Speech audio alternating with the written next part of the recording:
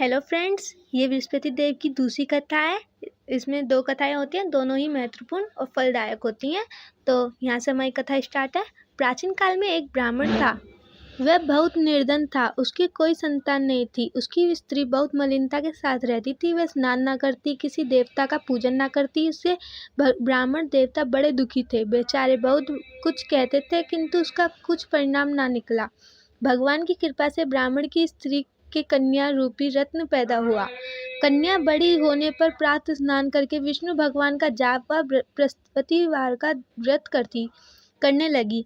अपने पूजन पाठ को समाप्त करके स्कूल जाती थी तो अपनी मुट्ठी में जौ भर के ले जाती और पाठशाला के मार्ग में डालती जाती।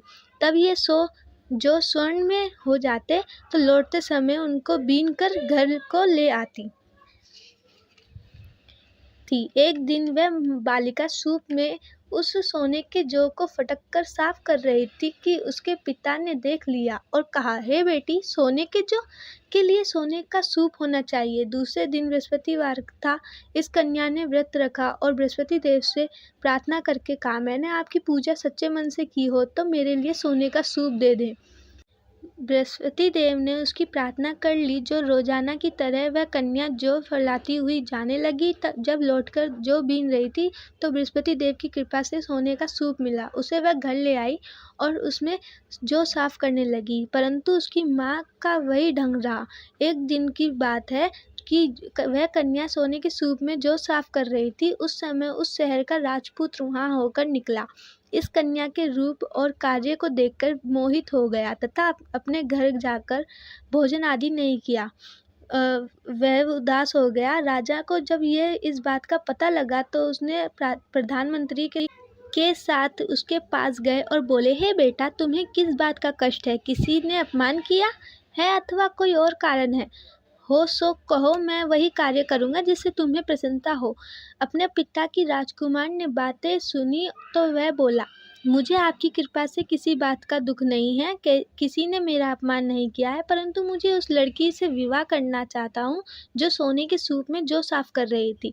यह सुनकर राजा आश्चर्य में पड़ा और बोला, हे बेटा, इस तरह की कन्या का पता तुम्हें किसने लगाऊं? मैं उसके साथ तेरा विवाह अवश्य ही करवा दूंगा। राजा ने उस लड़की के घर का पता बतलाया।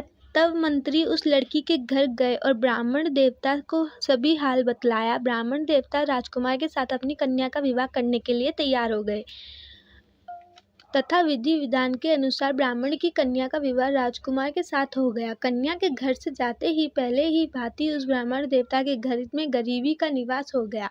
अब भोजन के लिए वह भी अन्न के लिए मुश्किल से मिलता था। एक दिन दुखी होकर ब्राह्मण देवता अपनी पुत्री के पास गए। बेटी ने पिता की दुखी अवस्था को देखा और अपनी माँ का हाल पूछा। तब ब्राह्मण देवता ने सभी हाल कहा। कन्या ने बहुत सा धन देकर अपने पिता को विदा कर दिया। इस तरह ब्राह्मण का कुछ समय सुखपूर्वक व्यतीत हुआ। कुछ दिन बाद फिर वही हाल हो गया।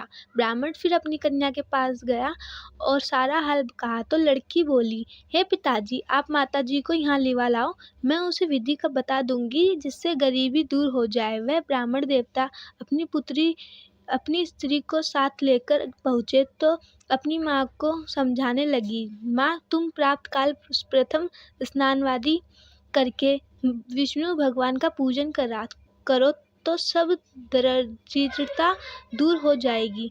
परंतु उसकी माँ ने एक भी बात नहीं मानी और प्रातः काल उठकर अपनी पुत्री के बच्चों की जूठन को खा लिया। इससे उसकी पुत्री को भी बहुत गुस्सा आया। एक रात को कोठरी से सभी सामान निकाल दिया और अपनी माँ को उसमें बंद कर दिया। प्रातःकाल उसे निकाला तथा स्नान आदि करा के पाठ करवाया तो अब उसकी माँ की वृद्धि ठीक हो गई और फिर प्रत्येक बृहस्पतिवार को व्रत रखने लगी। इस व्रत के प्रभाव से उसकी माँ बाप बहुत ही धनवान और पुत्रवान हो गए और बृहस्पति जी के प्रभाव से इस लोक के सुख भोग कर स्वर्ग को प्राप्त हुए। बोलो बृहस्पति देव की जय, बोलो विष्णु भगवान की जय। आपको मेरी ये वीडियो कैसी लगी मुझे लाइक कमेंट करके ज़रूर बताएं और सब्सक्राइब करना ना भूलें मेरे चैनल को। इसकी मैंने पहली कथा है वो भी बना दी है और इसकी विधि भी मैंने बना दी है। आप बृहस्पति देव का पूजन करें और आप सफलतापूर्वक अपने सभी कार्य को करें और बृहस्पति देव की कृपा आप सभी पर हमेशा बनी रहे। धन्यवाद।